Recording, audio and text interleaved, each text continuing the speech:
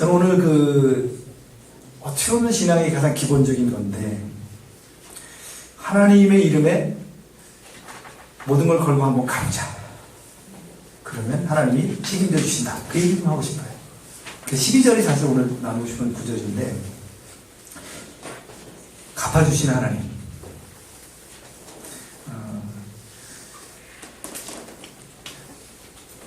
그 하나님이 우리의 모든 것이 되시고, 또 하나님께 모든 것을 걸었을 때 거기에 대해서 하나님이 책임져 주신다. 이건 어떻게 보면 신앙의 ABC잖아요. 그럼에도 불구하고 굉장히 중요한 그 신앙의 원칙이다. 그렇게 말씀드리고 싶어서 오늘 이 말씀을 나누려고 하는데, 제가 검도를 합니다. 검도 가르친 지 2000년도부터 했으니까 벌써 한 18년, 19년 됐네요.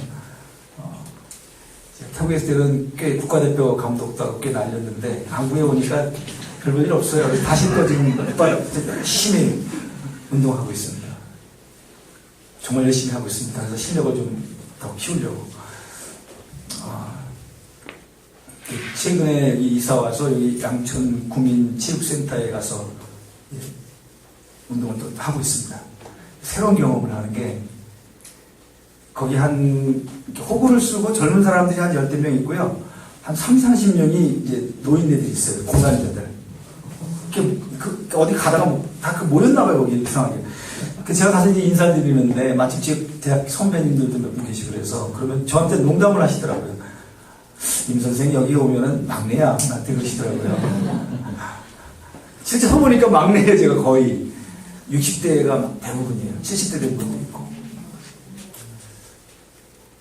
근데 너무 행복해요. 제가 막내가 돼서. 근데 제가 왜 말씀드리냐면, 검도에서는 그 평생 검도라는 말을 합니다. 굉장히 검도하는 사람들이 많이 쓰는 말이거든요. 근데 평생 태권, 평생 배드민턴, 이런 거 없잖아요. 그죠? 검도에만 있는 아주 독특한 부분인데, 실제로 80 먹을 때까지 합니다. 80 먹은 노인네도, 지금 제가 70 먹은 노인네도 제가 못 쳐요. 평생 검도라는 말이 일리가 있는 말인데, 신앙도 사실 평생 신앙 아니에요? 그죠? 한 70 먹으면 이제 은퇴하는 거 없잖아요, 신앙생활에. 저는 사역자로서는 우리가 어느 시점 되면 은퇴를 하겠지만, 그 신앙의 길을 간다는 면에서 은퇴는 없다고 봅니다. 그리고 믿음으로 산다는 것은 그 상황이 만날 때마다 항상 새로운 것 같아요. 그래서 이 신앙이 이제 평생 가야 된다는 그런 의미일 것 같은데, 이 검도도 그래요. 할 때마다 새로워요. 그렇게 평생 할 수밖에 없어요. 이 마침표가 안 찍어져요. 그런 의미에서 우리가 믿음으로 하나님께 모든 것을 걸고, 또 하나님께 내 인생을 다 맡기고 가는 건 죽은 순간뿐만 아니라 죽음 이후에까지도, 그것이 이제 신앙이라고 할 때 평생 믿음의 몸은 계속되어야 한다. 그런 생각을 하게 됩니다. 1월 달에 제가 여러분 잘 아는 책일 거예요. 페이버라는 책을 읽었습니다.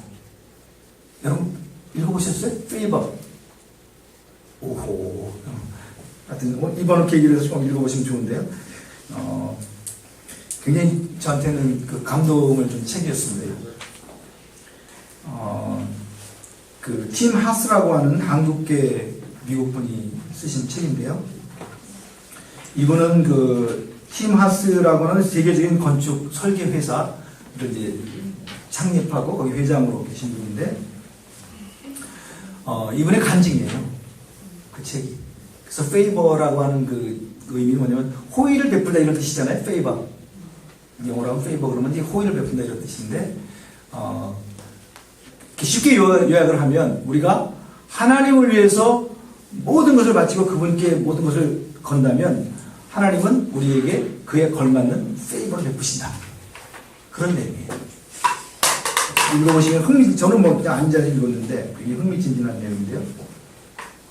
이분 간증이 그런 내용이에요. 자기가 이제 굉장히 유능한 건축 설계사였는데 32살 때 심장에 심각한 문제가 생겨서 죽음을 맞게 됩니다. 그래서 이제 맞는 심장이 나타나지 않으면, 심장 이식 수술 안 하면 죽게 되는 그런 상황에 이분이 처하게 됐어요. 그래서 이제 병원에 입원을 해서 심장이 나타나기 전, 그게 아마 제때 안 나타나면 죽나 봐요. 그러니까 상당히 이제 맞아야 되겠죠, 운이. 그래서 이분이 이제 기다리고 있는 상황인데, 이제 몇 달을 기다리다가 마침내 이제 이분에게 맞는 심장이 이제 생겼는데, 그래서 이제 심장 이식을 받아야 되는데, 그 어간에, 그 옆에 있는 병실에, 병실 옆에 있던 환자가, 새로운 환자가 들어왔는데, 똑같이 심장 수술이 급하게 필요한 환자였어요. 근데 이제 얘기를 들어보니까 이틀 내에 이식 수술을 하지 않으면 그 사람은 죽는 거예요. 근데 아마 그때 하나님께서 그런 마음이 부담을 줬겠죠? 이분이 저분에게 양보를 해야 되는 거 아닌가? 이런 생각을 했대요. 그래서 의사한테 나는 얼마나 견디냐? 지금 몇 달을 기다려왔다 드디어 하게 되는데, 그랬더니 의사가 아마 그렇게 얘기했나 봐요. 일주일 정도 당신은 여유가 있습니다. 아니면 최대한 한 달 정도까지는 생존할 수 있습니다. 그래서 이분이 고민을 하다가 심장을 양보한 거예요. 더 급한 사람한테. 그 일주일 내에 안제 없으면 자기는 죽는 거잖아요. 자기 생명을 양보한 겁니다. 그래서 이제 심장을 양보하고 일주일 뒤에 이제 심장이 안 나타나서 이분이 혼수 상태에 빠지고 이제 사경을 헤매게 됐는데, 그 사실을 안 의사나 간호사들이 이제 마음이 동한 거죠. 그래가지고 막 수송을 해서 알코올 중독으로 죽은 사람의 심장을, 이제 맞는 심장을 각각 찾아갔는데, 그게 아마 다 망가진 심장이었던가 봐요. 알코올 중독자. 그래서 그 심장을 이제 찾아서 이제 혼 상태에 있는 이분에게 이식을 해서 살아난 거예요. 그러니까 이제 하나님이 이제 특별한 호의를 베푸셔서 그렇게 하시는데, 거기서 끝나는 게 아니라 이분이 다른 사람을 위해서 자기의 생명을 내어줬던 그 결단에 대한 반응으로 하나님께서 축복을 하기 시작하시는데, 어느 대기업 사장님이 이제 말기암에 걸려서 죽게 됐는데, 이분이 이 팀하스 이분의 얘기를 들었던 것 같아요. 그래서 저분 그때 이제 심장 이식으로 살아나고 난 다음에 조그만 이제 건축 설계 회사를 시작했는데, 저 사람을 밀어줘라. 그리고 그 사람은 얼마 뒤에 죽었대요. 그래서 이제 이 조그만 회사인데 이제 일거리가 간 거죠. 그리고 이제 집도했던 의사가 다른 병원에 병원장으로 가게 됐는데, 그분도 이제 이분을 생각하고 그 병원에 큰 주차장 건물을 지어야 되는데 또 이분한테 주고. 그래서 성장하면서 이제 세계적인 기업이 돼서 지금도 아마 굉장히 유명한 그런 회사인 걸로 알고 있습니다. 그 책이 저한테 이제 감동이 된 거는, 내가 하나님 앞에 하나님의 뜻에 순종하기 위해서 내 생명을 내어줄 수도 있는 그런 결정을 한 것에 대해서 하나님이 기억하시고 갚아주신다. 그것이 저한테 굉장히 강하게 와닿는 메시지였습니다. 저도 그 말씀 읽으면서 제 생각을 해봤어요. 제 간증이 꽤 많더라고요, 저도. 선교사들 다 그런 간증이 있잖아요. 내가 하나님의 뜻을 위해서 나에게 필요한 것들을 기꺼이 포기하고 주님을 선택한 경험들이 다 있으실 거예요. 저도 생각해보면 꽤 많더라고요. 예를 들면은, 제가 선교에 처음 나갈 때, 제가 총무로 이제 여기 만 5년, 횟수 6년 일하고, 5월달에 사임하고 제가 6월달에 필리핀에 갔어요. 1년 단기 사역을 하고 소비에 들어가게 됐는데, 그러니까 제가 모금할 기회가 별로 없었어요. 총무로서 이렇게 후원받은 것들은 또 그 다음 후임자가 있었기 때문에 그걸 제가 가져갈 수 있는 상황은 아니었고, 모금할 시간이 짧고 그리고 간 거예요. 그러나 저는 어차피 하나님께 내가 드리기로 한 인생이니까 좀 책임질 겁니다. 그때는 젊었거든요. 제가 30대 중반이었으니까 아직. 그래 갔는데 첫 달에 후원 결과를 딱 받았는데 23만 원 들어온 거예요. 제가 한 150만 원 필요했는데. 낙심이 되더라고요. 하나님 인도하신 길 따라서 우리가 순종하고 나왔는데. 근데 그 다음 달부터 이제 아마 많은 분들이 기도했나 봐요. 그때는 이메일이 없을 때니까 기도 편지가 가야지 될 때인데 기도 편지가 가면 뭐 한참 뒤에 가잖아요. 근데 많은 분들이 기도했던 것 같아요. 야, 이게 윤태순에 이거 애 돌 데리고 깐난애기 한 돌, 세 돌 된 데 들어가는데 이거 가서 생존할래나? 그래서 그랬는지 아직도 그 다음 달에는 생존할 수 있는 수준이 다시 들어왔어요. 그것도 그렇고 가자마자 저희 아들이 무슨 이유인지도 모르겠는데 낮에 멀쩡하다 밤만 되면 고열이 나고 그게 한 2달 가까이 갔어요. 그래서 이제 병원에 한번 어린이 병원에 한번 갔었는데 너무 비싼 거예요. 필리핀이 병원비가. 한 번 가고 못 갔어요. 밤마다 애가 열이 오르면 막 불안하잖아요. 그거 아직 한돌 대가인데. 근데 가장으로서 이거 다시 병원에 못 데려가는 거예요. 재정적으로도 우리가 뭐 여력이 없으니까. 뭐 기도할 수밖에 없지만 하나님 살려주세요. 우리 이 아이 좀 보호해주세요.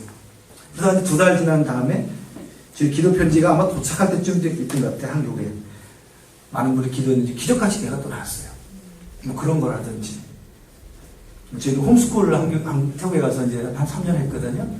그때 주변 사람들이 막 뜯어 말렸죠. 한국 교과서 가지고 저희들이 어떻게 보면 처음 새로운 시도인데 애 인생 망친다. 교육을 한번 망치면 회복도 안 되는데 애들의 인생을 놓고 왜 이렇게 모험을 하냐. 뭐 주변들이 걱정을 많이 했는데 저희는 이제 오랫동안 기도하다가 이제 그 결정을 했는데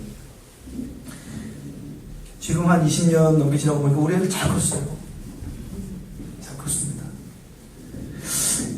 그런 것도 다 이렇게 들어보니까 하나님이 내가 하나님 어떤 때는 조금 무식하게 결정한 것도 있었던 것 같은데 뭐 그런 것들 대가도 물론 있었겠지만 전체적으로 보면 하나님 앞에 순수하게 결정한 것에 대해서는 갚아주셨다. 그런 생각을 제가 하게 됩니다.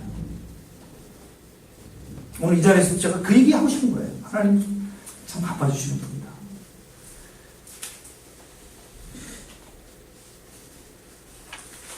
제가 이제 한국에 들어올 때도 그런 좀 일이 있었어요. 제가 2004년에 하나님이 2004년 굉장히 오래전이죠. 저는 평성교제에 뼈를 묻겠다고 생각하고 나갔는데 2004년에 하여튼 제가 선교한국 참여 중이었는데 별안간 본부에서 선교한국 참여해야 된다. 뭐 무슨 순서를 어떤 GMP 순서를 내가 맡아야 돼서 들어왔는데 그때 설교 듣는 중에 너는 한국에서 마지막 한국에서 은퇴해야 된다. 이런 이렇게 마음의 말씀을 주셨어요. 그때로서는 굉장히 충격이었거든요. 저는 선교제에서 태국에서 뼈를 묻는다 생각했는데 그래서 이제 그게 이제 계속 저 안에는 기도 제목이 됐죠. 한국에 들어간다면 어떻게 들어가야 됩니까? 근데 이제 그 2009년에 제가 GMP 대표 물망에 올랐다가 이제 안 됐고 그래서 그때 저는 하나님 들어오라고 줄 알았어요. 근데 그 마음의 정리 그때 했었죠. 그리고 이제 2010년, 11년도에 제가 이제 GMP 국제본부라는 게 생겼는데 한 2년 동안 제가 그걸 맡게 됐는데 그때쯤 해서 하나님이 이제 때가 된 것 같다. 들어가라. 그렇게 이제 마음의 말씀 주셔서 저희들이 마음의 결정을 하고 한국에 들어와서 이제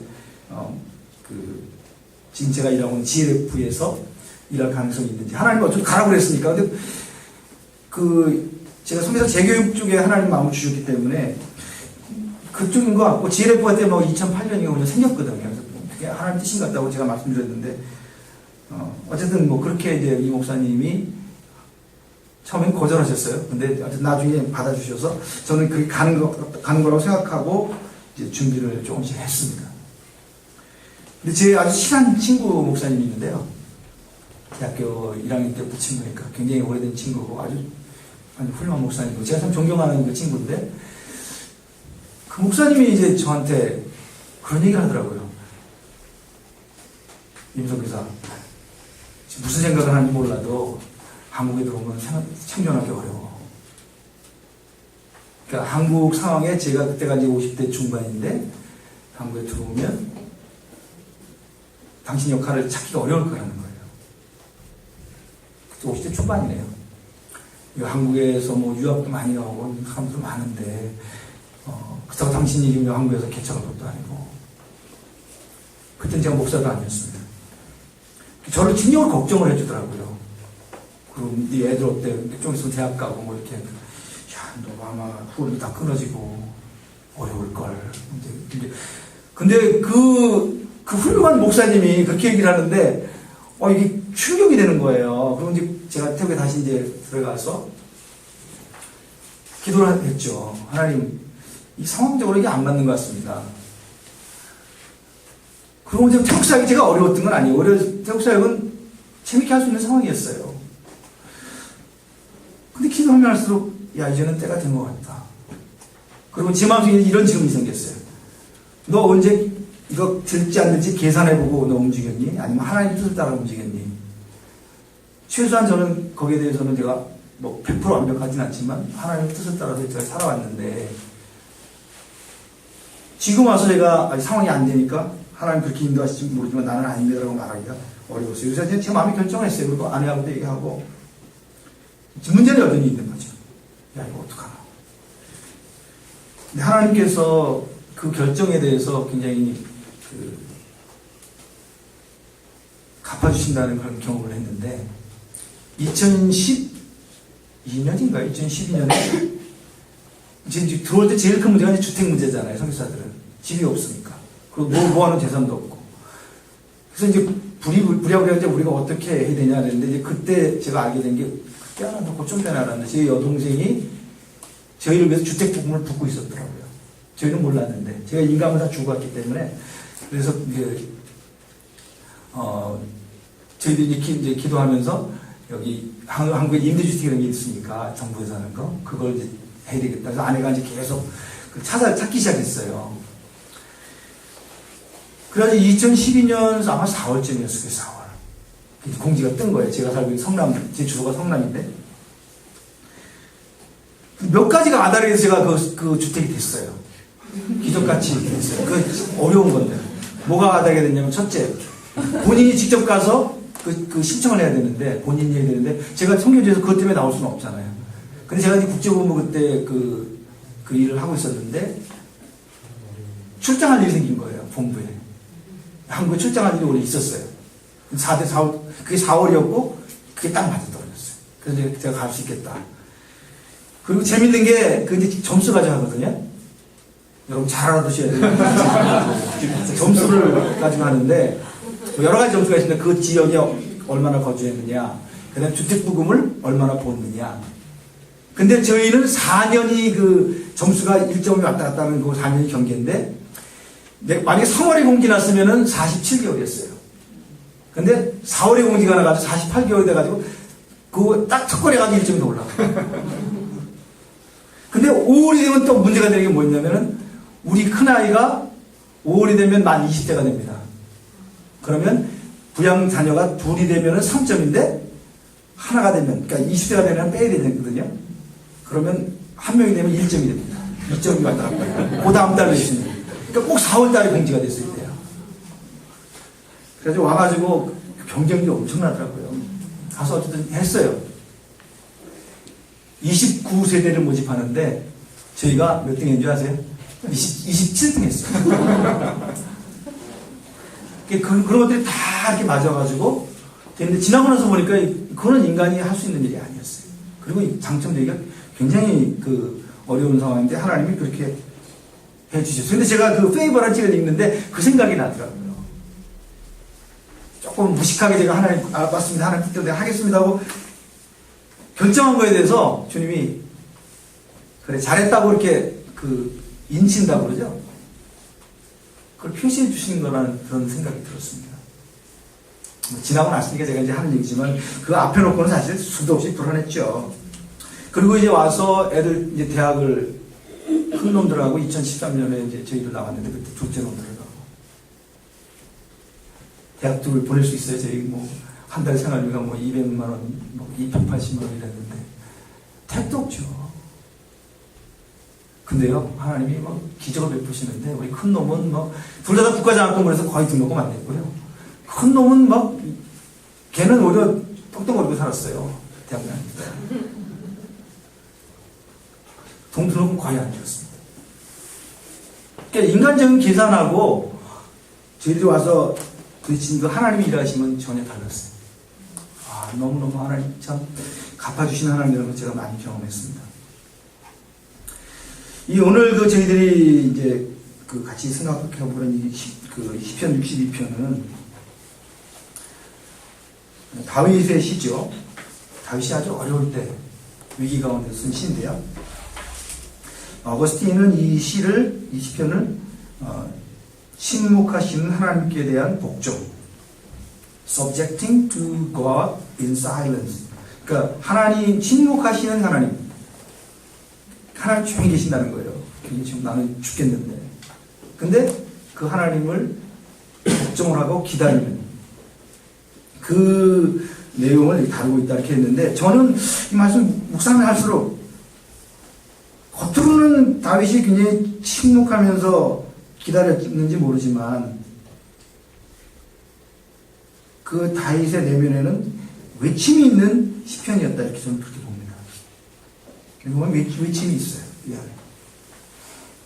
그 다윗이 당한 그 어려운 환경 속에서 하나님에 대한 외침이 있는 그런 시편이다. 그런 면에서 저는 오히려 더 와닿았어요. 여기 보시면요, 1절부터 4절까지 보면 다윗이 굉장히 위기 가운데 있었던 것을 우리가 짐작해 볼 수 있습니다. 나의 영혼이 잠잠히 하나님만 바라며 나의 구원이 그에게서 나오는도다. 오직 그만이 나의 반석이시요 나의 구원이시요 나의 요새시니 내가 크게 흔들리지 아니하리로다. 넘어지는 담과 흔들리는 울타리 같이 사람을 죽이려고 너희가 일제히 공격하기를 언제까지 하려느냐. 그들이 그를 그의 높은 자리에 떨어뜨리기만 꾀하고 거짓을 즐겨하니 입으로는 축복이요 속으로는 저주로다. 그러니까 다윗이 굉장히 공격받는 그런 상황 가운데서 이 시편을 쓰고 있는데, 이제 그 5절부터 보면은요, 나의 영혼아 그러면서 자기 영혼에게 외칩니다. 잠잠히 하나님만 바라라. 나의 소망이 하나님께 봅니다. 자기한테 외치는 거예요. 여러분 그런 경험 있죠? 성경에서 그런 경험 있어요? 전 말 안 듣는데 자기한테 막 외치고 너무 낙심하고 좌절하고 뭐 그런 자기 자신을 향해서 다윗처럼 있을 때가 많아요. 겉으로 뭐 미친 사람처럼 말할 수는 없지만 자기한테. 근데 이제 바울이 자기 자신에게 5절에 보면은 외칩니다. 8절에 보면은 백성들에게 외칩니다. 저는 이 여기서 백성들아 시시로 그를 의지하고 그의 앞에 하나님의 마음을 토하라 이렇게 말하는 것이 사람들 모아놓고 한 것이라고 생각하지 않습니다. 마음속으로 그랬을 것 같아요. 저도 많이 그랬거든요.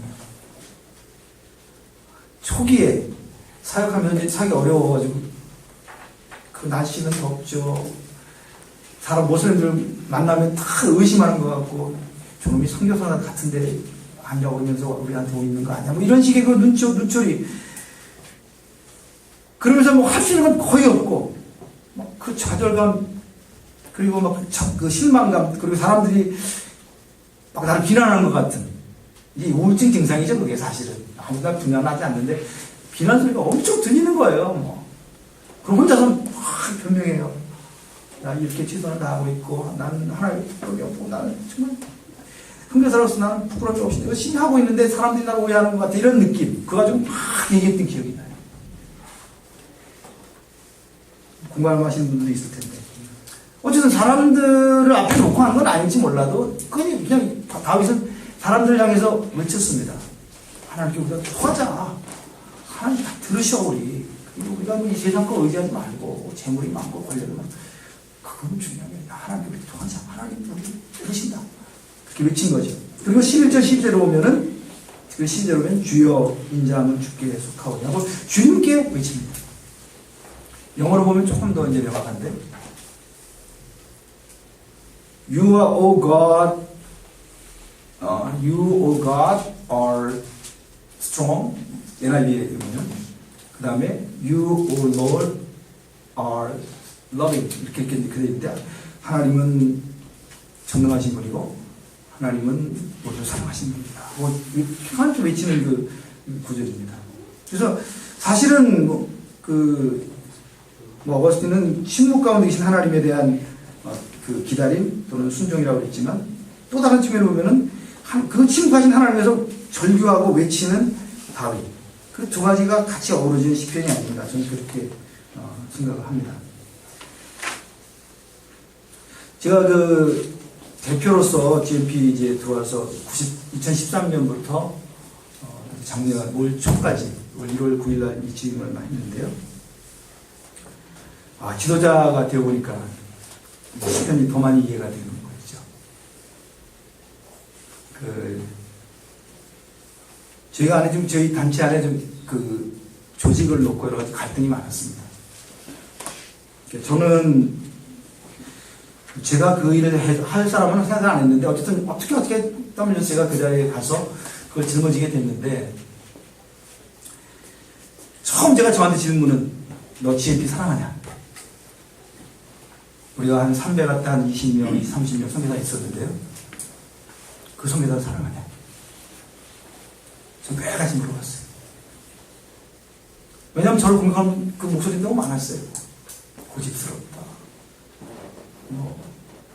저는 사람들이 그거는 인정했던 것 같아요. 제가 제 욕심이 있다는 건 있지 않다는 건 알고 있었던 것 같아요. 실제로 저는 욕심은 없었어요. 그러니까 다른 걸로 이제 고집스럽고 잘 소통이 안 되고. 근데 그게 그냥 건전한 대화로 되면 좋은데 여러분 우리 성교사끼리니까 성교사들 날카롭잖아요. 거기 또 전문적인 사람도 있어. 아주 사람을 푸려 파는 아주.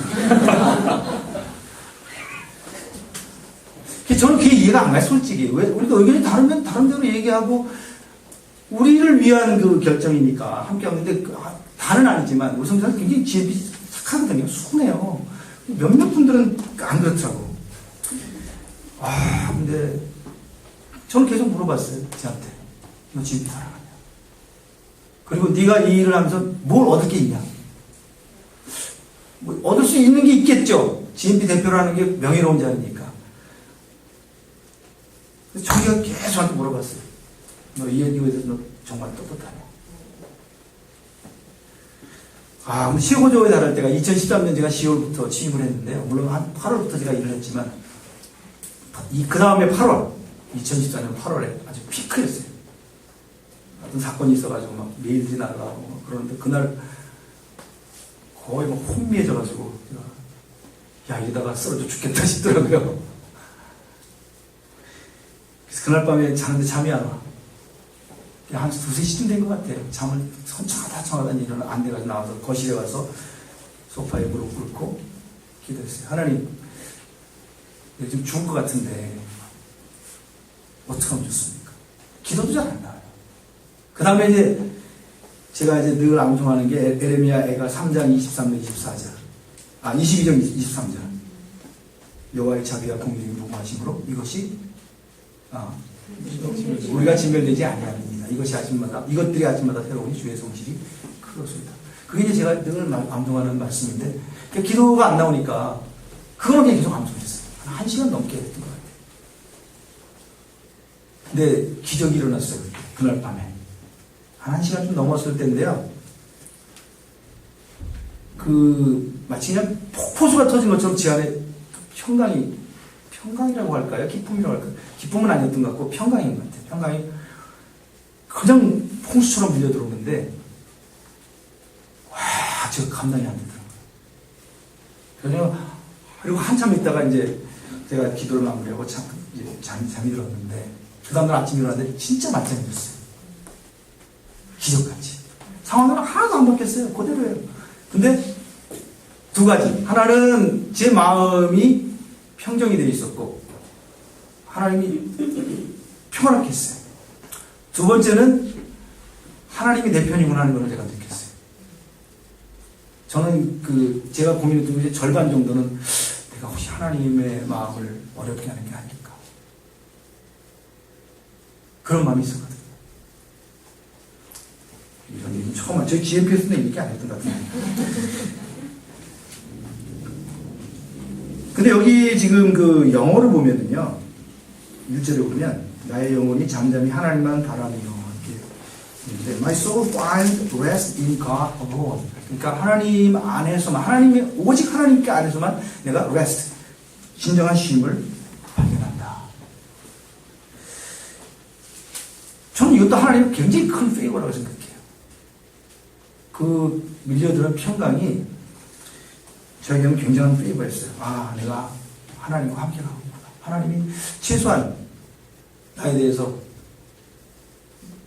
너는 나를 대적한 놈이라는 말씀은 안 하시는 거구나. 그런 그 확증처럼 느껴졌습니다.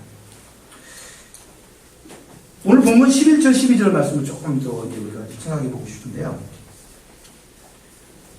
본문 한번 띄워주실래요? 영어로 봐야지 이게 더 명확한 것 같아요. 원래 시편은 뭐 우리 학자님도 계시지만 이렇게 아마 그 보통 가운데 게 제일 그 메시지잖아요. 이렇게 계단식 올라갔다가 이렇게 내려가는 그게 이제 유대식 의인 메시지 전달 방식인데 저는 그 11절, 12절이 굉장히 중요하다고 봅니다. 이 시편에서. 왜냐하면 앞에 있는 것과 같이 맞물려 있는데 11절, 12절은 첫 번째 자기 영혼에게 얘기했고 사람들에게 외쳤고 하나님께 대한 외침인데 이게 자세히 들어가면 제가 주석을 보니까 굉장히 헷갈리더라고요. 우리 번역은 굉장히 쉽게 한두 번 하신 말씀을 내가 들었다. 권능은 하나님께 속하였다. 이거 좀 쉬운 것 같아요. 하나님이 한두 번 말씀하셨는데 그 말씀을 내가 들었는데 그 말씀 내용이 뭐냐면 권능은 하나님께 있다. 그런 얘기예요. 그래서 다윗이 주님께 말합니다. 주여 인자함은 주께 속하였으니 주께서 각 사람을 행한 대로 갚으십니다. 이렇게 고백하는 내용인데요. 영어로 보면요. One thing God has spoken, two things have I heard, that you, O God, are strong, and that you, O Lord, are loving. Surely you will reward each person according to what he has done. 그래서 이게 나눠져 있어요. 11절, 12절 중간까지가 이제 One thing God has spoken. 그러니까 이게 그 주석을 보면은요. One thing God has spoken, two things have I heard. 해가지고 one thing과 two thing이 뭐냐? 이거 이제 그 설명들이 다양하게 나오는데 유대의 랍비들이 쓰는 방법, 이 시편을 설명하는 방법은 그렇게 설명했다고 하더라고요.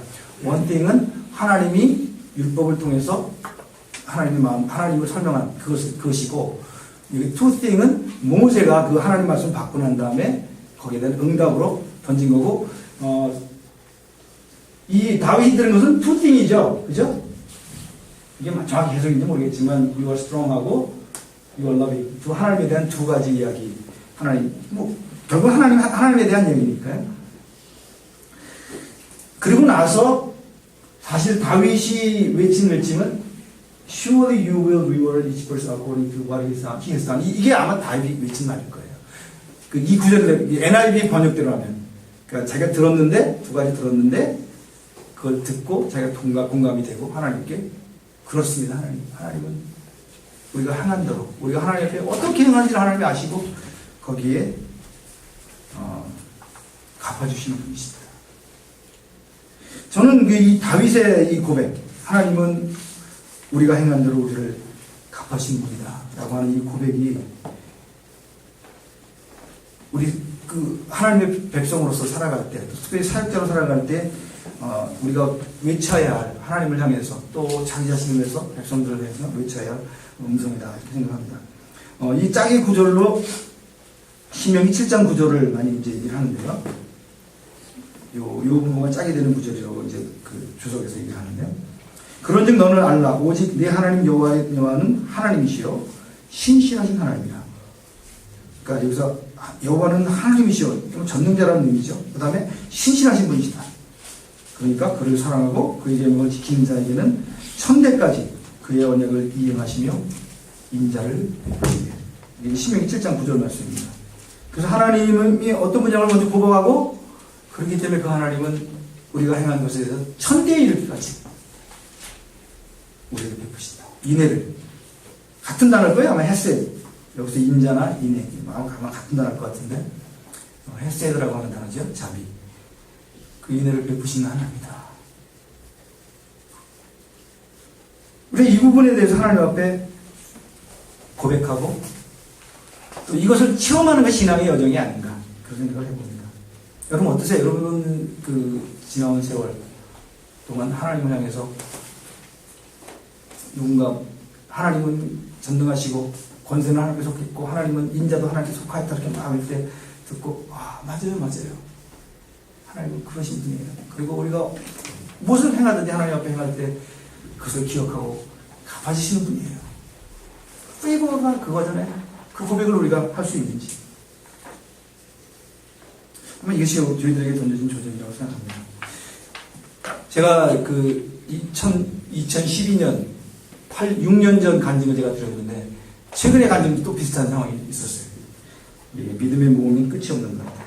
제가 대표를 그만두고 다음 사역을 GLF에서 지금 사역을 하게 됐는데 준비할 때 스무스하게 잘 될 것 같죠. 그런 믿음의 경험을 했는데 아 하나님이 다 하시겠지 이러고 착 갈 것 같죠. 아 근데 또 약해져요. 제가 이제 대표할 때 재정적으로 뭐 그렇게 많이 재정 후원도 많이 한국인으로 많이 후원이 끊어집니다. 대표한다고 뭐 더 후원하지 않아요. 그건 이제 제가 이제 어려우니까 이사님들 두 교회에서 추가로 도와주셔서 제가 그럼 생활하는 데 어렵지 않았어요. 근데 이제 대표가 딱 그만두니까 그분들이 이제 후원을 안 하시더라고요. 그러니까 이제 확 줄고. 또 이제 저희 본부 활동비라는 게 있어요. 저희는 월급을 주고 그런 건 아니지만 활동비, 그거 조금 도움이 됐거든요. 제가 이제 한 사역이라도 본부 사역이었으니까. 그럼 이거 다 빼니까, 야, 이게 어떻게 살지? 그게 된 거예요. 그다음부터 이제, 제가 기도를 하면, 어떻게 머리가 돌아갔냐면요. 내가 무슨 사역을 해야지 수원이 더 늘지? 그게 도는 거예요. 제가 사람들 비난할 때 많이 쓰던 말이, 우리 생계형 선교사 되면 안 됩니다. 그랬거든요. 근데 제가 생계형이 되고 있는 거예요. 한순간입니다, 사람들.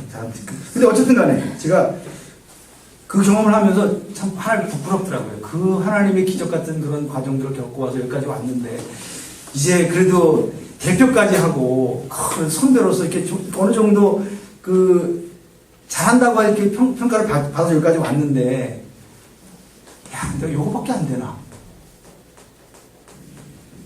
그런 생각도 들고. 그 현실은 또 현실이니까 보면은, 아니, 좀, 그렇고. 사역 계획을 내가 앞으로 하는데 그 변수가 굉장히 크더라고요. 그러니까, 그렇다고 제가 지금 이제 다시 성진 나올 것도 아닌데 교회들 해서 모금하기는 어렵잖아요. 그러니까, 굉장히 좀 마음이 어렵더라고요. 그 순간에. 하여튼, 근데, 제가 이제 주일날 설교를 듣는데, 담임 목사님이 마가복음 10장 45절까지 말씀을 하는데, 그때도 주님이 저한테 말씀하셨어요. 뭐 내가 매일같이 이렇게 하나님 음성을 듣는 건 아니지만, 가끔 가슴에 확 주실 때가 있거든요. 그날도 이렇게 말씀을 하셨는데, 마가복음 10장 45절에 보면, 인자가 온 것은 섬기려 하고, 자기 목숨을 많은 사람들에게 주려 함이니라. 그 말씀이었는데, 주님이 제 마음에 뭐라고 말씀하시냐면, 야, 태순아, 너 여태까지 그렇게 살아왔고, 네가 다른 사람들에게 네 자신을 섬기고 네 자신을 내어주기 위해서 살아왔고 그렇게 살기로 했으니까 그대로 가. 나머지는 내가 할게. 그러시는 거예요.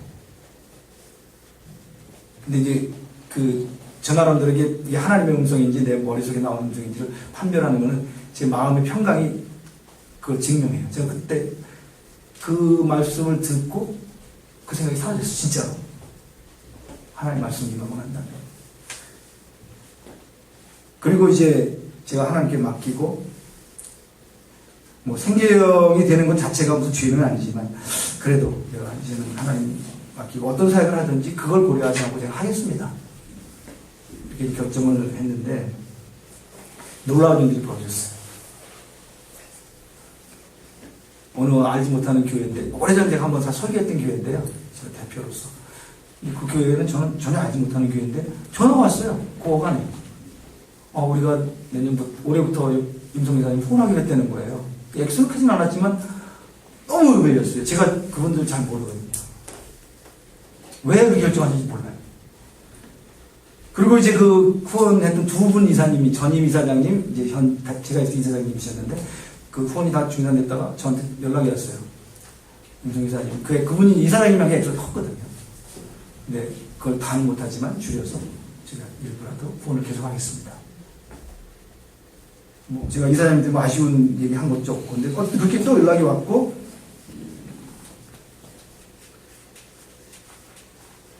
대박은 이제 어느 권사님.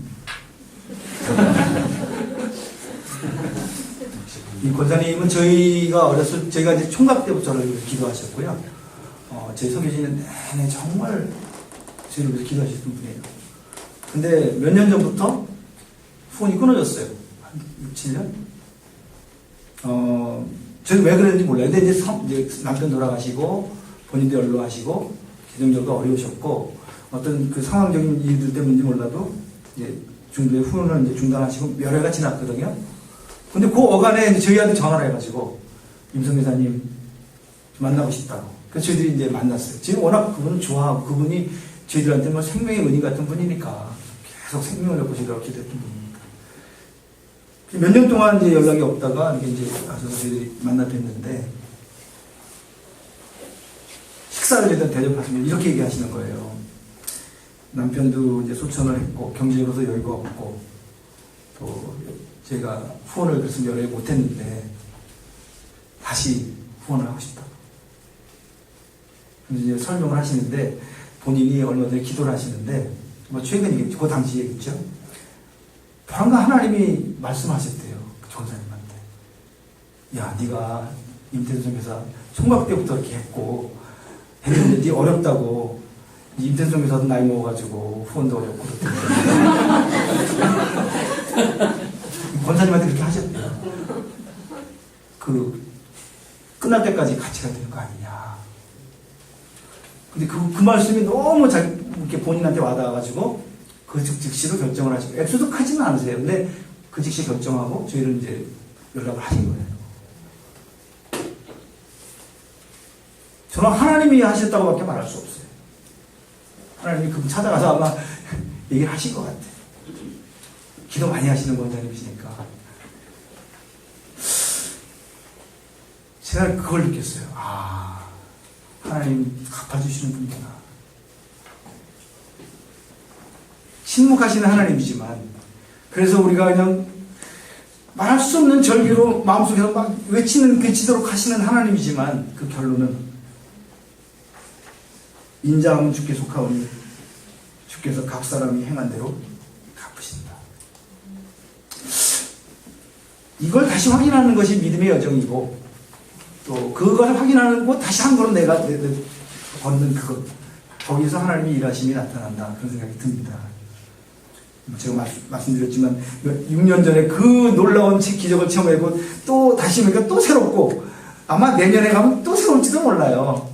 다시 생경으로 갈지도 몰라요. 제가 뭐 장담은 못하겠어요. 근데 그러나 그 순간마다 우리가 그때마다 다시 하나님께 결정하고 하나님께 나아가고, 그리고 이제 그 5절에 있는 다시 자기 영혼에 했던 이 고백으로 우리가 돌아갈 수 있지 않을까. 나의 영혼아 잠잠히 하나님만 바라라.